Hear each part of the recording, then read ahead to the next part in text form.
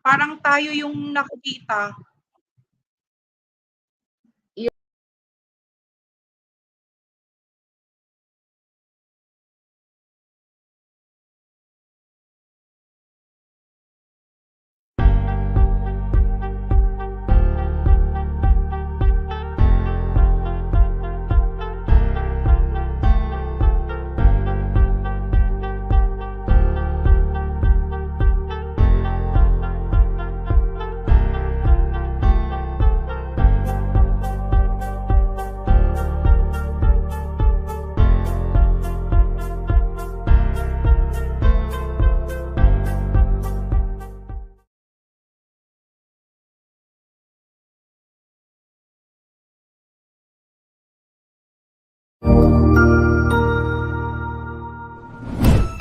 Isang masayang pagbati na may ngiti sa aking mga labi.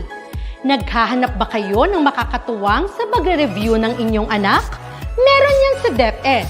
Ang ETUlay online tutorial ay libre at handog ng ating kagawaran sa pangunguna ng OUA ICTS EdTech. Ito ay isang proyektong makatutulong sa mga mag-aaral, katuwang ang mga magulang o kasama sa kani-kanilang tahanan para masagutan at maunawaan ang mga modules. Hangad din ng programang ETUlay ang matulungan ang ating mga guro sa kanilang mga blended learning classes. Ang ating ETUlay ay mula kinder hanggang senior high school. Bukod sa academics, meron din tayong mga special programs gaya ng All is Wellness, Reading and Math Remediation, Storytelling, Mommy Tech Talks, Classes sa Gramatika, Speech Class, Financial Literacy, at marami pang iba. Pinalawig din ng ETUlay ang ating Alive program para sa mga mag-aaral mula grade 1 hanggang grade 3. Gayun din ay mayroon tayong ALS program at SPED tutorials na makasisigurong makakamit ng lahat ang inclusive education. May SPED hotline na rin para sa inyong mga katanungan patungkol sa special education. Kaya, subaybayan mula Lunes hanggang Biyernes, mula 9:00 ng umaga hanggang 7:00 ng gabi ang ating ETUlay. Sa ating pagtutulungan, maiaangat natin ang bawat isa. Ating itutulay ang pagkatuto upang di mapigil ang pag-aaral ng kabataang Pilipino. Itulay natin ito, sulong edukalidad.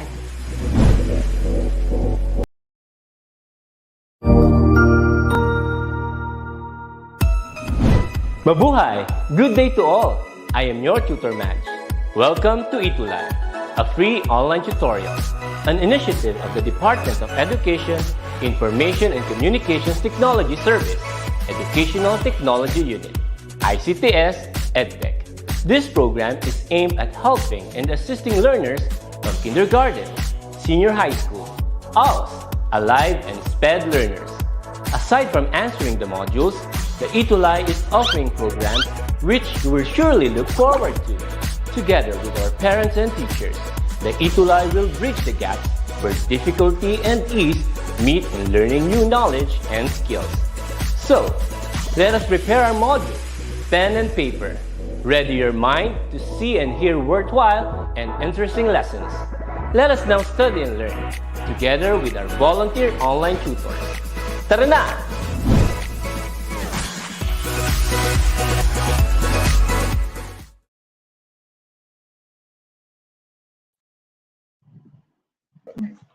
Ayan.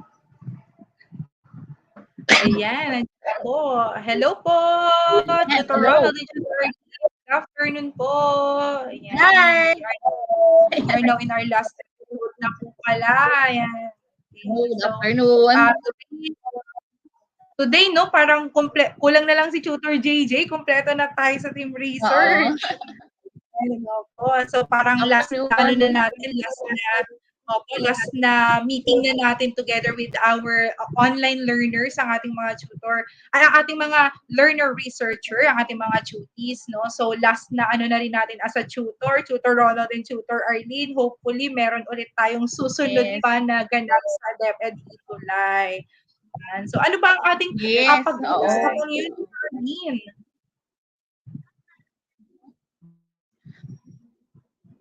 For week 8 on inquiries, investigations, and immersion, sharing your research, Tutor T. May mag-share ng Ayan. kanyang research later on. Na ating really Week 8 na, no? Last na week na natin, Tutor Arlene. At mamaya-maya lang, may makakasama tayong special guest natin. Yan. Mukhang nawala yata si Tutor Arlene sandali sa backstage. Yan. So, feeling ko nagre-ready si Tutor Arlene kasi medyo mahaba-haba ang ating tatalakayin for today. Yan. So, meron tayong special na panauhin para naman ma-share niya din sa inyo ang kanyang natutunan dito sa inquiries, investigations, and immersion. Antayin lang natin. Ako, mukhang nagkakaroon ata ng difficulty sa internet connection si Tutor Arlene, no? Medyo nawala tayo dito ngayon sa screen. Antayin natin si Tutor Arlene. Mukhang nahihirapan talaga tayo, no? Ewan ko ba bakit medyo ang hirap ng ating ang hirap ng internet connection dito sa atin sa Pilipinas. Hopefully, no, matupad talaga yung sinasabi nila na magkakaroon tayo ng mabilis na talagang internet connection dito. We are looking forward on to that. Yan. So, while waiting kay Tutor Arlene, paki-ready na ang inyong mga modules at inyong mga pen para naman sa inyong mga iti-take na notes ngayon at saka sa inyong experiences na i-share later sa amin ni Tutor Arlene dito sa ating ETUlay journey. Yan. So, nakikita nyo mukhang nandito pa rin kami sa school as of now, kaya medyo nahihirapan kami sa internet connection. Yan. So, nasaan na kaya si Tutor Arlene? Okay, so while waiting po kay Tutor Arlene, I want to commend everyone for a sacrifice also, no, sa panonood sa amin ni Tutor Arlene sa bawat session namin dito sa inquiries, investigations, and immersions. Bawat talaga na episode namin, nakikita namin, inaabangan din talaga ng ating mga learner researcher. And also, marami din ang nagko-comment na sila ay may natutunan sa bawat session namin. And we are very overwhelmed doon sa fact na marami kaming natulungang mga learners, no? And aside from that, meron din kaming mga na-share ni Tutor Arlene sa isa't isa na nagkaroon din pala ng mga changes, no, doon sa ating mga learner researchers. Yung mga hindi masyadong marunong or hindi masyadong makapag-conduct or hindi masyadong makapag-craft ng kanilang mga research, no? Ngayon, nandun na sila sa level na pataas na. Marunong na, nandun na sila doon. Hindi na sila masyadong beginner, yung totally hindi pa talaga nila alam kung paano mag-work, no? So ngayon, medyo lumilevel up na sila, nag-step na sila ng 1 step or 2 steps from the entry point nila as a learner researcher. Yan. So, napakalaki talaga ng naitutulong ng ating DepEd ETUlay, ang ating online tutorial sa bawat students natin. Hindi lang actually dito sa Philippines I believe meron din tayong mga viewers from other countries, meron tayong mga nasa-sharean din ng ating mga informations and insights. Yan. So, ayan na, mukhang pabalik na si Tutor Hi, I'm back. Medyo nawala tayo talaga sa yung medyo nagkakaroon internet. We are sana sorry makasama yung internet. Yes. Okay, so medyo nakikipagpakbakan din tayo ng internet talaga. Yes. Isa to talaga sa struggle na hindi lang kami ni Tutor Arlene na nakararanas, no? Halos lahat ata ng mga DepEd ETUlay tutors, nagkaroon talaga sila ng difficulty. Yan. Yes, oo. Dahil sa internet. Okay, so nakikita na yung ating fan? Ayan. So, parang Tutor Arlene, parang share screen na. Yan. Mukhang pa-share screen na ulit. Ayan. So, parang hindi pa siya naka-share screen na po. Hindi pa siya naka-full view, Ma'am Arlene. Yan. Yeah. Oo, yung Slideshow. Yun yung ano siya. yung Tutor Arlene, yung ma-simulate natin, yung Okay na ba yan? talaga. Okay. Siya naka-slideshow, Tutor Arlene, no? Para nakikita pa namin yung PowerPoint talaga na naka-visualize pa. Yan. So, antayin lang natin. While waiting, we would like to congratulate Okay, again. Ayan na, okay. Yes, yung ating din pong mga masasiliksik Ito na ba yung paaralan na ating talaga screen, share screen? yes. Yung talaga namang Okay na? sinusuportahan kami ni Tutor Arlene. Yan parang hindi pa Tutor Arlene, hindi pa siya naka-full screen Tutor Arlene. Oo, naka-F5 na yan. Tayo mo lang. Oo. Medyo delay lang yung ano, ang ating Wi-Fi dito. Okay. Yes, parang nagkakaroon talaga tayo Naka-F5 ng na siya. technical difficulties dito, no? So, sana makisama si internet connections kasi baka mag-overtime na naman kami ni Tutor Arlene, no? Okay, so, ayan. Ayan, bilisan na lang natin. So, sharing your research tayo for Q4, Week 8, the increased investigations and immersion. So, again, I'm your tutor, Arlene, with hindi pa namin makita. Parang nakikita lang talaga namin Tutor Arlene. Medyo late lang yung ano, yung ating Wi-Fi dito sa pag-connect. Yan. Nakisama si ano no, si Wi-Fi kung kailan naman last na natin dito sa ating journey. No? Ayaw pa yata tayong ano paalisin. Ewan ko, dami nating struggle ngayong araw na to, Tutor Okay, Arlene. so Q4 recognition na tayo. Tutor Tina, okay? Yan, so mukhang inaantay lang natin sandali, no? Wait lang tayo hanggang sa mag-synchronize na tayo. Kasi ano, medyo late talaga yung Wi-Fi. Dating ng Wi-Fi online.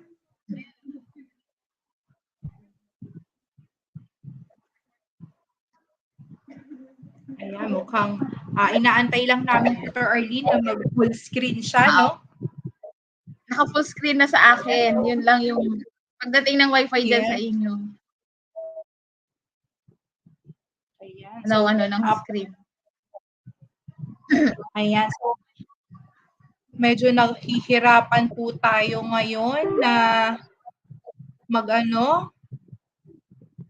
And so, mukhang ano po yata, Tutor Arlene, dahil dito sa nararanasan natin na ano, technical difficulties, I'll try to ano.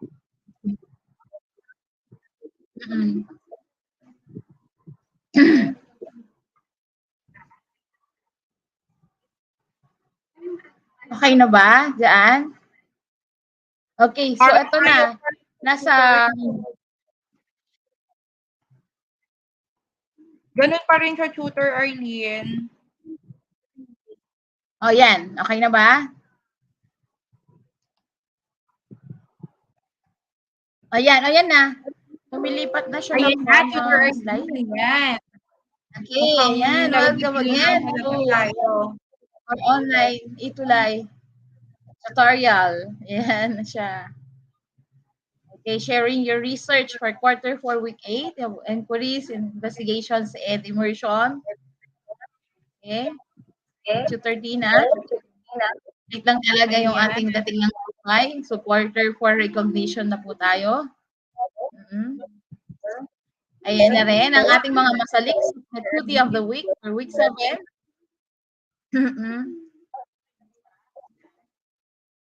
Okay, so we have Melanie de la Cuadra, Sofia Bianca Macalintal, Nina Rosel Sevilla, and Joseph Conrad Bulaklak.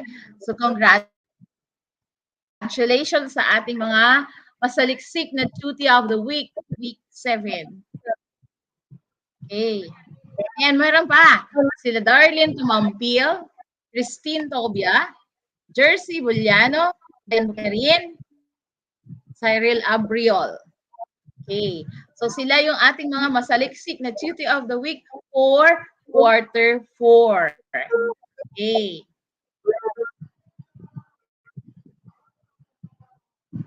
Ayan. While inaayos natin, Tutor Arlene, no? Saglit lang kasi mukhang nahihirapan tayo. Nagkakaroon tayo ng struggle for today talaga, no?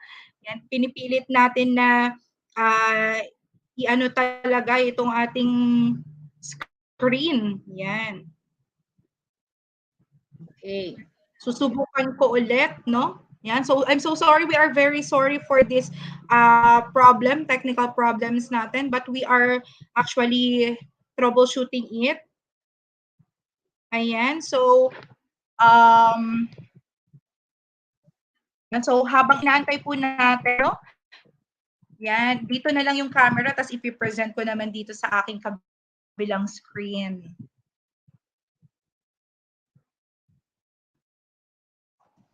Ayan, okay. So, nagbabalik ulit tayo. So, sorry ulit sa ating mga technical problems as of now.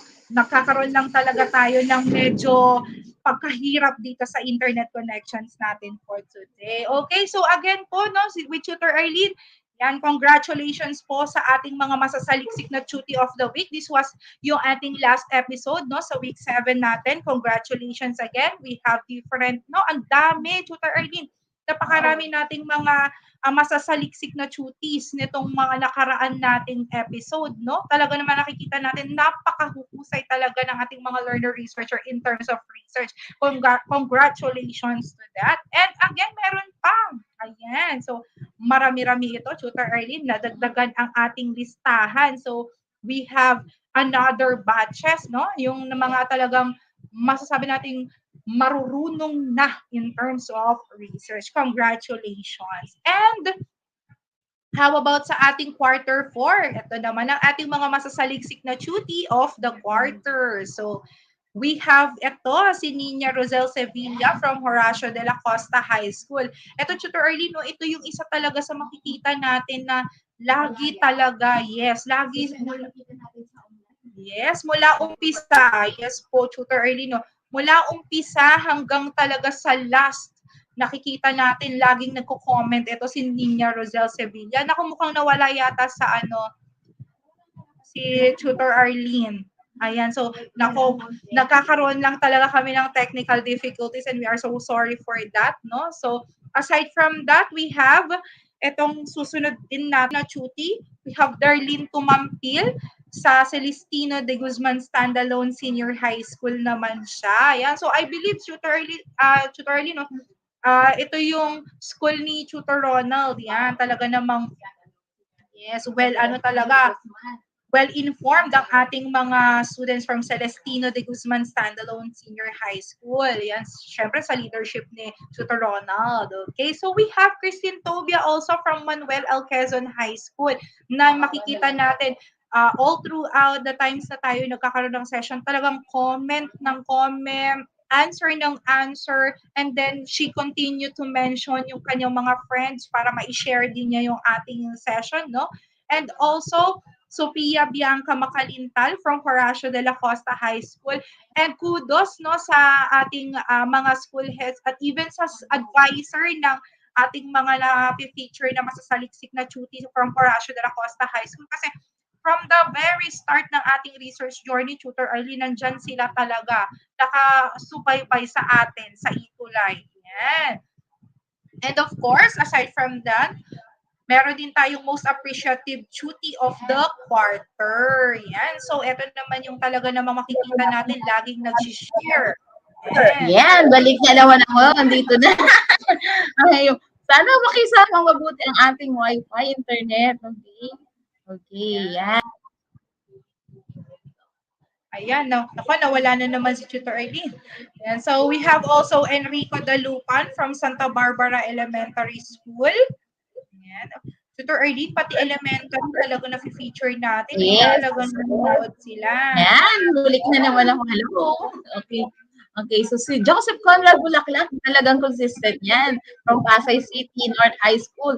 Masipag mag-aral, mag-online, ICT student yan. So, ng Pasay City North High School. Okay. Yes. Ayan. So, may pinapaano, no? Hello to Dr. Ruby from Tutor Ronald. Ayan. So, good afternoon po sa ating mga talaga namang palagi na lang nandyan sa amin ni Tutor Arlene. Okay. So, ano ba ang ating saliksik of the day, Tutor Arlene? Okay. So, for June 24. Okay. Ang ating saliksik of the day, in 1812, on June 24, we have our French Emperor Napoleon when he massed his troops in Holland in the spring to intimidate Russian Tsar Alexander I and 600,000 troops of the Grand Army launched. So an ill-fated invasion of Russia. That is from the Britannica.com. Okay. Yeah, so yan ang ating saliksik of the day for June 24. Yan. So, ito palang ano, no, June 24, June early, memorable. But in year 1812, no, wherein nagkaroon pala talaga ng, ito yung invasion talaga, no? Yes. Medyo, ito yung mga sikat na mga gawain before, no? Yung talagang kino-conquer nila, ini-invade talaga nila ang iba't ibang mga countries. They are planning to widen yung kanilang area na nasasakupan. Okay, so, yes. Keep on ano ha, keep on commenting your friends Yes. para Like ma-share and share. And also, pwede pa rin kayo sa amin ni Tutor Arlene mag-message at magbigay ng saliksik of the day. Malay nyo sa mga susunod pa ng mga program ng DepEd ETUlay, ay yung mga maibigay nyo naman, ma-share ng saliksik is magamit nyo naman natin. Okay, so ang ating napakakasina ating episode nga na Tutor Arlene. Yes. Internet connection. Yes. So, positive natin, Yes. Tutor Arlene. Okay, present your research report. Okay, so last na ito. So may magre-present ngayon ng kanyang research report. Ayan. Meron tayong magre-present dito. Ito ay student. So let's recall, Tutor Tina. So, i-recall natin. No? So, I mentioned before yung ating TINA F model na ginamit natin as our guide in conducting a research. No? So, pwede rin natin doon na ang incredibles ng ating mga ginagawa or talaga namang pursue aside from sa ating practical research 1 and 2 na ginagawa talaga natin ng manuscript. No? Wherein we have yung meaning ng TINAF model na yan. So, hopefully, Tutor Arlene, no, ma-approve yung pagkakagamitin yung model na ito. Na sa tingin ko naman is only help talaga, hindi lang sa ating researcher, but also to all of the students. And again, sabi natin dito, balikan natin, no? Yan. Your presentation should not be more than 10 minutes long. Yes. Yan. So, sabi dito, ito yung trick na binigay ni Tutor Arlene sa atin last episode. We need to bullet it. Ibubulet na lang natin. And then also, no, we have yung ating title slide. Dapat daw isang slide lang sa title kasi hindi natin lahat doon, even the researchers, the class, and the section, together with the school and the DepEd. Then, balikan natin Tutor Arlene, no? Yan. So, aside from doon sa title slide, so meron tayong introduction part na 3 to 4 slides na ang ating life hack naman or ang ating tip na ibinibigay is yung ito. Ibigay natin yung interest na part, yung introduction natin full pack with everything na kailangan with all the key ideas, yung ating important na mga details dapat makikita natin. And so, as with the methodology part, 7 slides will do, no? Tutor Arlene. So, andito na dapat natin ang method.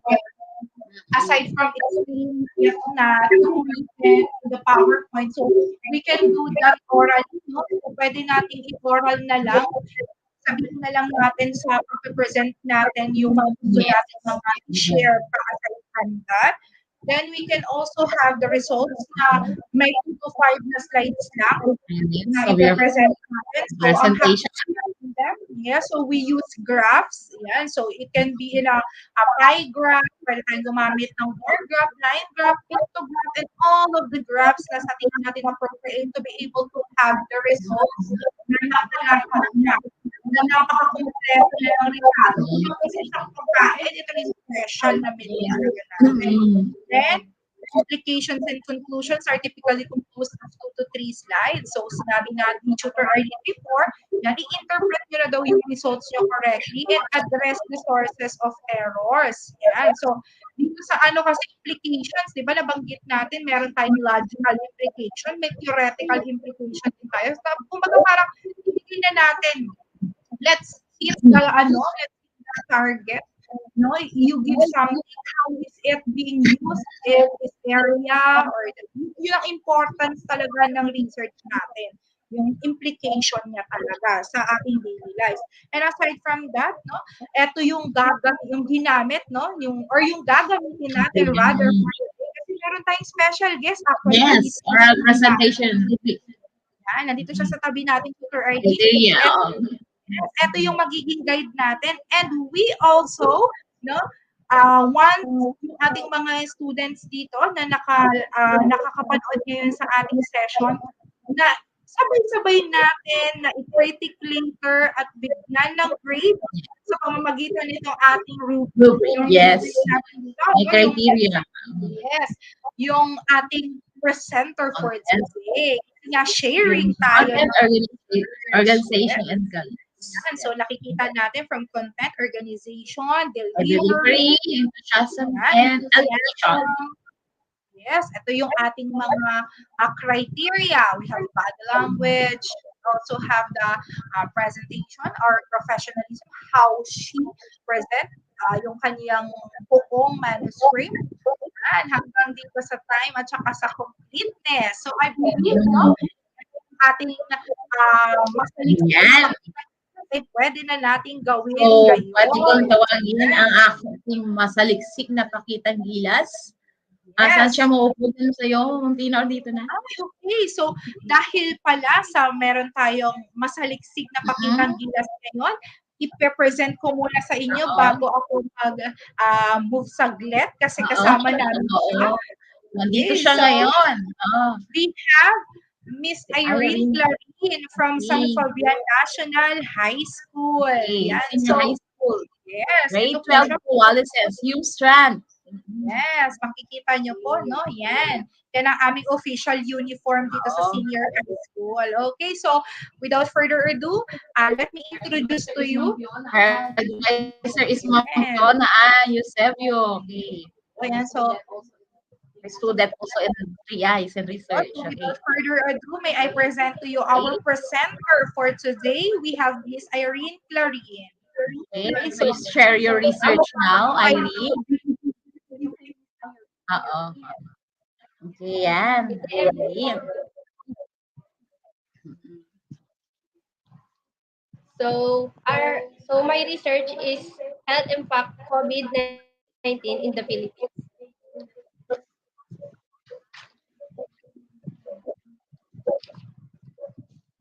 Abstract. Coronavirus disease COVID-19 pandemic has affected the economy, livelihood, and physical and mental well-being of people worldwide. This study points to compare the mental health status during the pandemic, the general population of people worldwide. Lockdowns and protocols are policy actions to prevent the transmission of COVID-19. Health system of low to middle income countries may have fewer buffering resources and capacity against shocks from a pandemic. Community quarantines regarding transport and border restrictions have universally affected health service access and delivery, affecting the patients requiring the specialist care the most. Existing recorded cases and surveillance measures were hampered as existing resources were tapped to perform COVID-19 related tasks. Local health systems inform gatekeeping mechanism for secondary and tertiary care referral system and implemented telemedicine services to reduce face-to-face consultation. The health system impacts in the Philippines have been variegated across municipal income class and topography, contributed by long-standing system of inevitable resource allocation. Introduction. Increasing psychiatric condition and mental well-being were identified as the 10 most frequent research topics during the COVID-19 pandemic. The latest systematic review found that relatively high rates of symptoms of depression, anxiety, post-traumatic stress disorder, and stress were reported in the general population and health care professional during the COVID-19 pandemic globally. Asia has a number of middle-income countries that face tremendous economic challenges and limited medical resources maintain physical and mental well-being during the pandemic.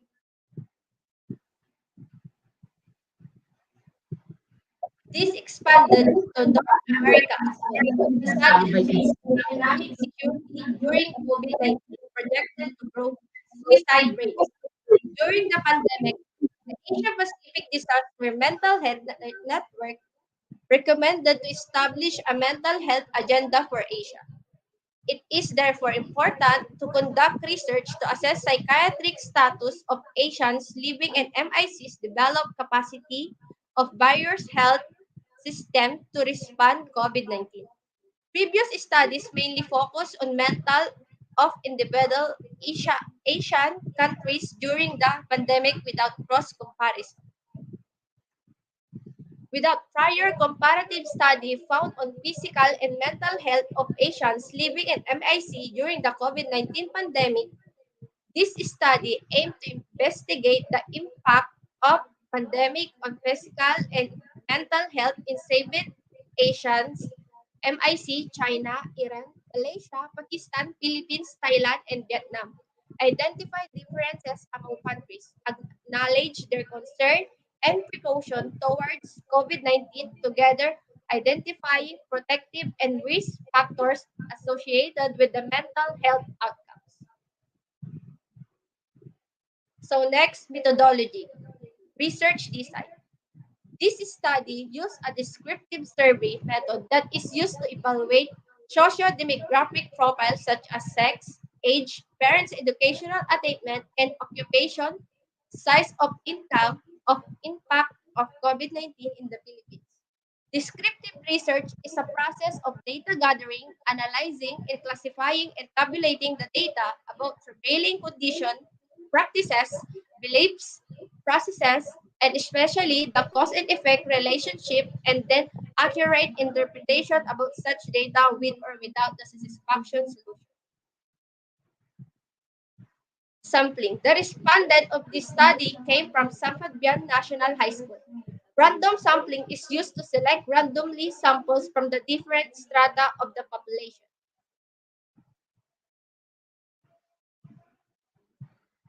So next is research instrument. The instrument used in this study was a researcher-made questionnaire checklist to gather the needed data for the people's profile. The draft for the question was drawn out based on the researcher's readings, previous studies.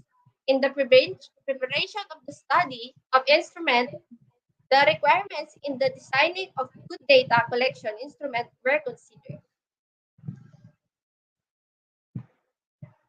Statement describing the situation or problems pertaining was toned down to accommodate the knowledge preparedness of the respondents.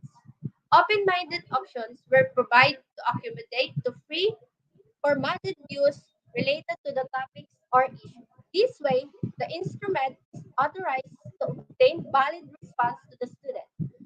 Preference for the use of the structured questionnaire is premised on several research assumptions such as avoidance of personal bias, cost of being less expensive, less pressure immediate response in giving the respondent greater feeding anonymity. Treatment of data. The responses made by students describing their social demographic profile and anticipated problems were presented. For some instance, sex, age, parent educational attainment, and occupation. This was also applied for the impact of COVID-19 in overall picture as well as anticipated problems and effects on us. Summary presentation will be also presented. So this is the presentation that I mentioned earlier.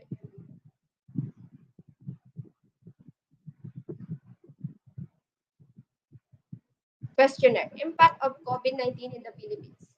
The researcher is the process of completing basic research entitled Impact of COVID-19 in the Philippines. This study aims to assess the impact of COVID-19 to us.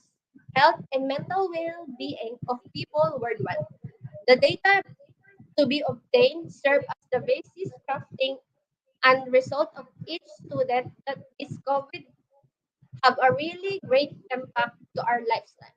In connection with this, the researcher adapted and revised the questionnaire to gather information. Hence, participation in this study by the way of answering the question is very important. Please assured that your anonymity and the information you will give be treated with almost confidentially. Thank you for your information and matter. So this is the questionnaire that I made.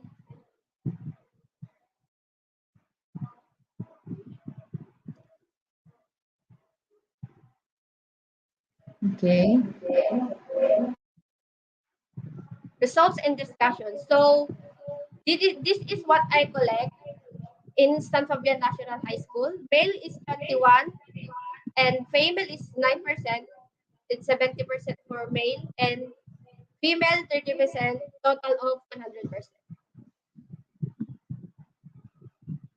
Interpretation. Table 1 shows the total number of percentage of the tally of each response of 30 respondents.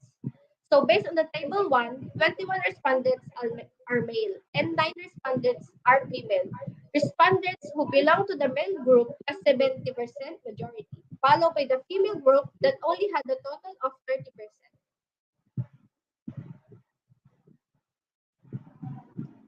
Level of effectiveness of the COVID-19 safety protocols to avoid getting infected. So, based on the last questionnaire, we will examine it if the answer is effective or very effective or not effective.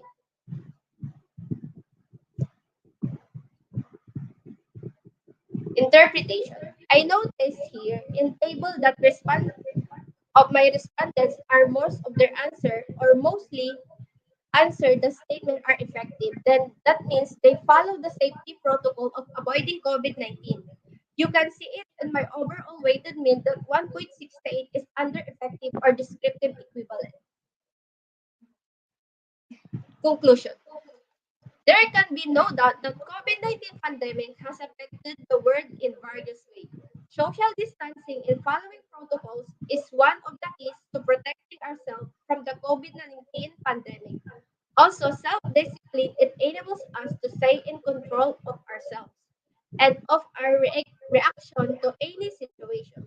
So it's important to know your limitations now, especially because of COVID-19, so that you can avoid getting infected. Public health awareness is key to minimize casualties, and librarian and information professionals can play a vital role to disseminate the information with the healthcare workers, society, and communities. Recommendation. On this COVID-19 pandemic, it's more safe if you're just staying at home if there's nothing really important occasion to attend or someplace to go, so that you will not very exposed to some places or to meet so many people. And always keep on doing social distancing, covering and sneeze, hand washes, and keeping the unwashed hands away to your face. The use of face masks or coverings in public setting help us to minimize the risk of transmission. So, some of my research, this is what I got.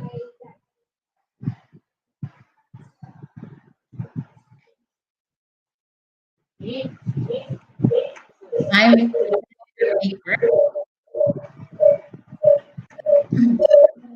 Thank you very much. Irene Clarin, grade 12 Quads Human Drive, for presenting your research, sharing your research study. Okay. Uh, Ayan. So, nakapag-defend na si Clarine. Yan. So, we are, I guess, ready na rin siya sa ating mga questions. Yan. So, may mga questions pa yung ating mga online learners. May gusto kayong sabihin, tanungin kay Irene? tungkol sa kanyang research. Ready? I just type your question on the comment box. Okay, yan. May isa siyang question 1. Irene, why did you choose this topic?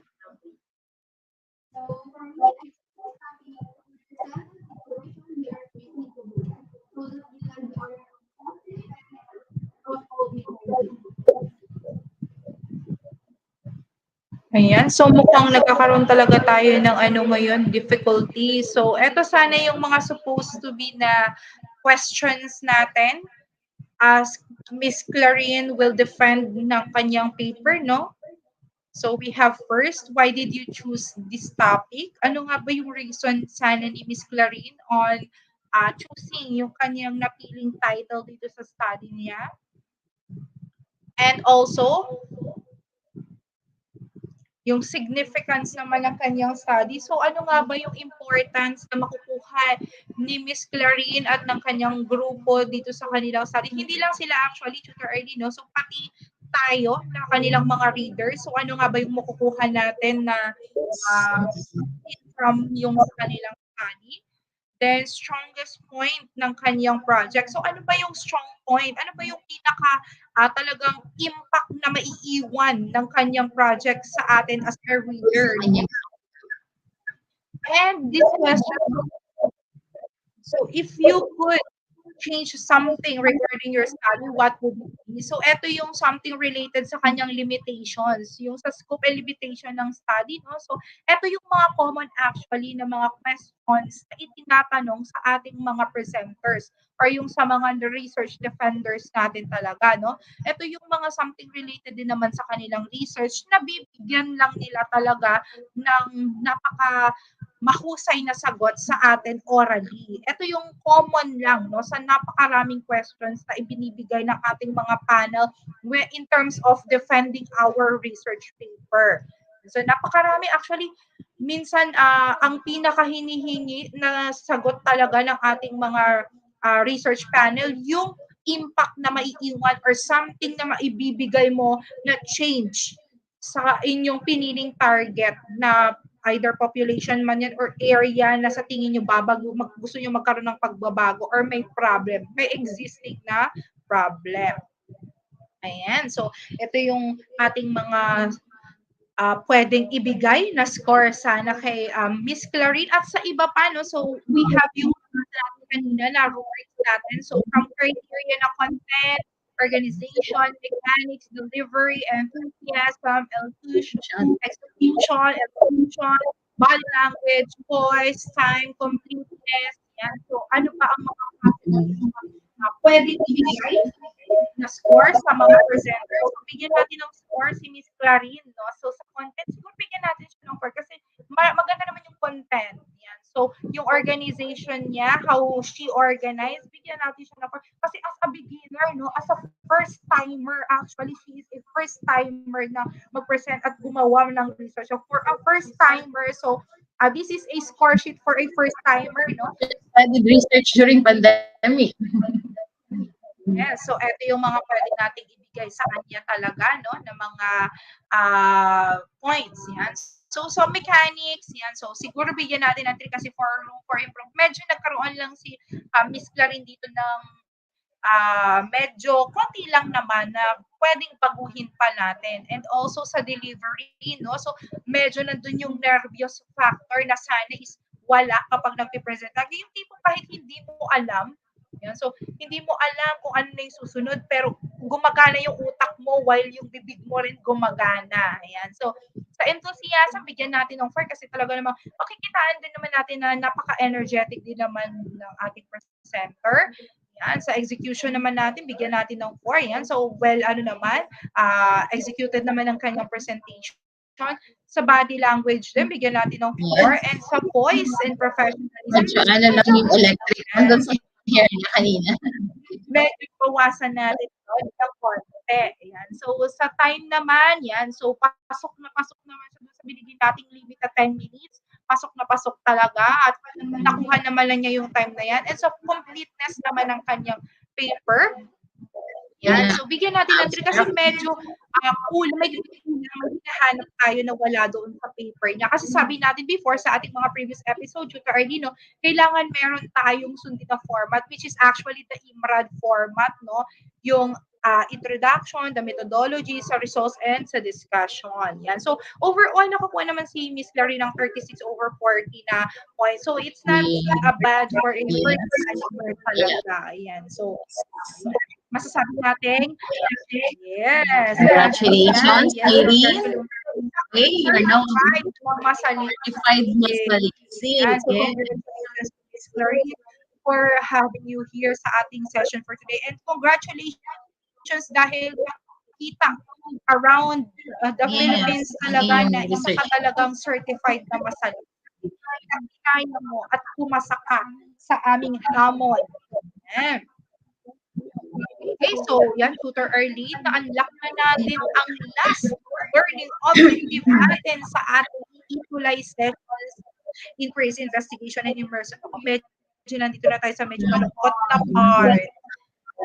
Medyo ano na nun, kami ni Tutor Arlene kasi patapos na. So, for our references, ayan, makikita nyo po dyan ang ating official. Okay, so, ayan, forwarding na daw si Tutor Tutor Ronald, our program head.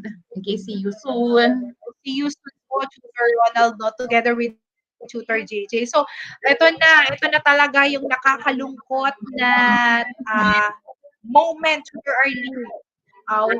Yeah, this will be our session for this school year, and hopefully magkaroon next school year. Yeah.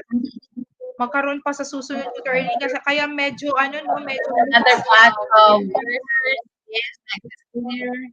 Online learners, sana meron pa rin tayong ganitong online ETUlay tutorial. Ay limited face-to-face or expanded face-to-face ay meron pa rin tayong online tutorial na makakatulong tayo sa lahat ng estudyante nationwide. Yan. Ayan. So, thank you so much din po sa inyo, our dear learner researchers, sa patuloy po na pag-support sa lahat ng programs po ng DepEd, even the DepEd ETUlay, and so sa DepEd ICTS, maraming salamat dito sa opportunity, and also thank you so much for helping our Filipino students. Yeah, during the pandemic and even after this pandemic, sigurado ko nandyan pa rin po kayo. And so, thank you so much also to our Tutor Joy na talagang sumalo dahil pa-board niya sa play ngayon si Tutor. Thank you very much for... So, pwede nyo pa rin po kami na i-message ni Tutor Arlene sa aming official Facebook account na makikita nyo po dyan sa screen. Yan po. And also, sana po balik-balikan nyo pa rin ang bawat episodes natin kasi even kahit any time of the day, pwede nyo po itong balik-balikan. Thank you so. And we apologize for kung ano man yung mga technical problems na na-experience natin dito sa ating last session. So, yes, yung mamamaalam na tayo, kaya malungkot din ang signal natin. So, ano ba yung ating laging binabanggit, Tutor Arlene? So, ano nga bang iiwan nating paalala sa ating learners? Ang alaman ay maging siksik, maapaw at titik, tayo ay manaliksik. Research is the key to all problems. Okay? So, santo sa labi. Ang sikat tayo namin. Labi lang kasi. Okay. At hanggang sa muli, salamat sa panonood. Thank you so much. Yes. So, here is your Tutor Tina and Tutor Arlene now signing off po, hopefully. Sa susunod na naman na program ng ating DepEd ICTS, meron na naman po tayong pagsasamahan ng mga oras. And thank you so much. Have a blessed weekend, everybody.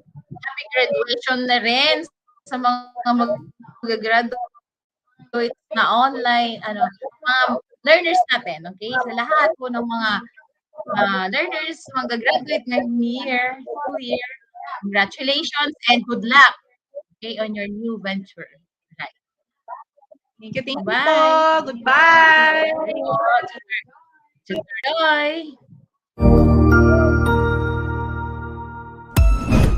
Ang husay naman!